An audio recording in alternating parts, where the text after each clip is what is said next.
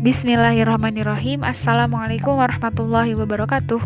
Perkenalkan, nama saya Fatimah Tunada, mahasiswi program studi Ilmu Al-Quran dan Tafsir semester 3, Fakultas Usuluddin dan Studi Agama, Institut Agama Islam Darussalam, Ciamis.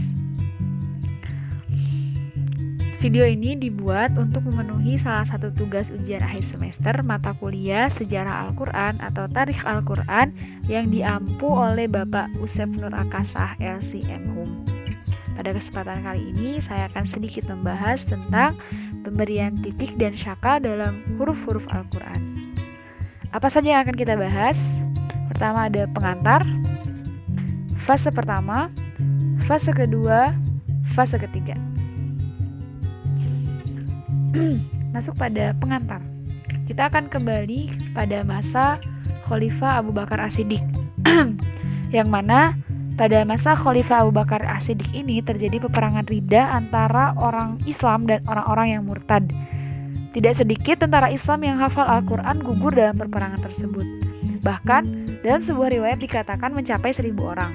Lah inilah yang mengawali keresahan akan takut hilangnya Al-Quran. Hingga pada masa Umar, mulailah dikumpulkan tulisan-tulisan Al-Quran yang berceceran. Ada yang di pelepah kurma, tulang, belulang, batu, dan lain sebagainya. Hanya saja belum sampai menjadi mushaf gitu. Walaupun dikatakan ada yang mushaf yang nantinya menjadi sumber pertama, mushaf Utsmani itu mushaf yang dipegang oleh Hafsah gitu. Hingga pada masa Utsman bin Affan, yang mana pada masa Utsman bin Affan ini sudah dilakukan ekspansi ke berbagai wilayah luar Arab. Nah, muncullah masalah baru. Masalahnya adalah perbedaan bacaan Al-Quran dikarenakan bedanya lahjah atau dialek. Lalu Utsman menginisiasi untuk membuat penyeragaman Al-Quran dalam satu mushaf rujukan yang dikenal dengan Mushaf Utsmani. Nah, walaupun sudah terkodifikasi, ternyata tulisan huruf-huruf Al-Quran pada masa Utsman bin Affan ini tidak seperti tulisan Al-Quran pada saat ini gitu. Yang dulu itu belum ada tanda harokat, fathah, kasroh, dhamma, sukun, tanda baca, sehingga cukup sulit untuk dibaca. Kurang lebih selama 40 tahun umat Islam membaca Al-Quran tanpa disertai tanda baca. Nah, gambaran Rasm Utsmani ini seperti ini ya. Jadi hanya batang tubuh hurufnya saja, tidak ada harokat, tidak ada titik, tidak ada tanda baca tajwid dan lain sebagainya gitu. Tentu ini bukan masalah besar untuk para sahabat karena para sahabat memiliki hafalan-hafalan yang sangat kuat gitu. Jadi kan tradisinya orang Arab itu oral ya. Jadi dari ketika Rasulullah membacakan satu ayat, sahabat langsung menghafalnya, dibacakan lagi, dihafal. Tidak ada budaya menulis gitu. Walaupun sebenarnya ada, hanya saja tidak masif gitu. Dan tulisan itu hanya sebagai mnemonic device, perangkat pengingat para sahabat. Jadi ketika lupa dilihat tulisannya sedikit langsung insya Allah ingat gitu. Berbeda dengan zaman sekarang. Kalau sekarang akan sangat sulit gitu ketika kita membaca huruf hanya sebatas batang tubuhnya saja. Kita masuk pada fase pertama. Pada masa Khalifah Muawiyah bin Abi Sufyan, Muawiyah selaku pemimpin memberi tugas kepada Abu Aswad Ad-Dauli untuk menambahkan tanda baca atau i'rab berupa titik di setiap kalimat.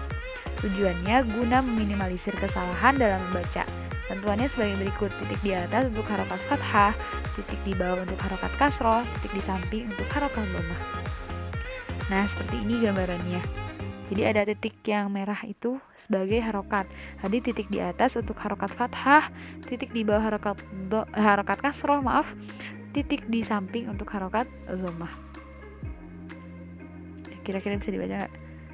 Laisa apa sih? Nah, kita ya nanti coba teman-teman baca dulu. Kita masuk pada fase kedua. Pada masa kepemimpinan Abdul Malik bin Marwan pada tahun 65 Hijriah. Beliau adalah khalifah kelima dinasti Umayyah, memberi tugas kepada seorang gubernur Irak yang bernama Al-Hajjaj bin Yusuf untuk meletakkan titik sebagai pembeda di antara satu huruf dengan huruf lainnya yang mempunyai bentuk tubuh sama. Contohnya seperti ba, ta, sa, itu kan bentuknya sama ya, hanya beda titiknya saja. Atau ja, ha, kho, dan lain sebagainya gitu. Nah, beliau dalam melaksanakan tugasnya ini, Al-Hajjaj bin Yusuf dibantu Nasr bin Asim dan Hay bin Ya'mar.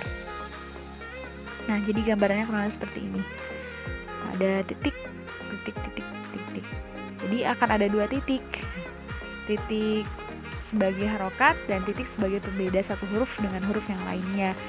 Nah, ditulisnya juga dengan beda tinta. Jika tadi ya, titik sebagai harokat ditulis dengan tinta merah, titik sebagai pembeda satu huruf dengan yang huruf yang lainnya tulis dengan tinta hitam gitu. Nah, ini yang diberi tanda merah ya. Ini adalah perbedaan huruf fa dan kof gitu. Kalau pada sekarang kan kita taunya fa itu titiknya satu di atas, kalau kof titiknya dua di atas. Kalau di sini fa itu titiknya satu di bawah, kalau kof justru satu di atas gitu. Tapi akhirnya mengalami pembaharuan sampai saat ini gitu. Kita masuk kepada fase ketiga. Fase ketiga ini diawali Khalil bin Ahmad Al-Farahidi. Beliau wafat pada tahun 170 Hijriah. Nah, ia kemudian menentukan bentuk fathah sebagai huruf alif kecil yang terlentang diletakkan di atas huruf, kasrah dengan bentuk huruf ya kecil di bawahnya, dan dhammah dengan bentuk huruf waw kecil di atasnya. Sedangkan tanwin dibentuk dengan menggandakan penulisan masing-masing tanda tersebut. Nah, samping itu juga ada tanda-tanda lainnya ya. Nah, gambarannya seperti ini. Jadi ini untuk dhammah waw kecil, untuk fathah. Jadi alif terlentang. Untuk kasrah harusnya kan iya kecil ya. Tapi saya nggak nemu contohnya, langsung nemu yang alif terlentang tapi di bawah gitu. Pada masa Khalifah Al-Ma'mun, para ulama berijtihad dengan tujuan untuk memudahkan bacaan Al-Quran bagi seluruh umat Islam, khususnya yang bukan dari Arab. Kemudian diputuskan untuk memberikan tanda-tanda baca tajwid berupa ismam, raw, mad gitu.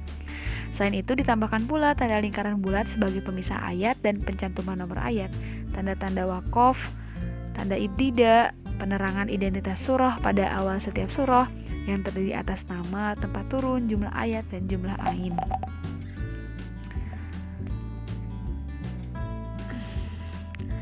Nah, selain fonologi, morfologi, dan sintaksis, Al-Quran juga mengandung ilmu tajwid yang kemudian dihimpun oleh para ulama.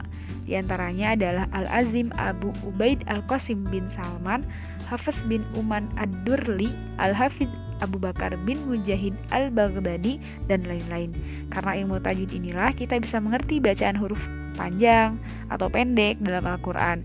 Selain itu, kita juga dapat membedakan suara huruf-huruf atau makhorijul huruf yang ada dalam Al-Quran, terutama huruf-huruf yang pelafalannya hampir sama, seperti ha dengan ha, kho, gho, dan lain sebagainya.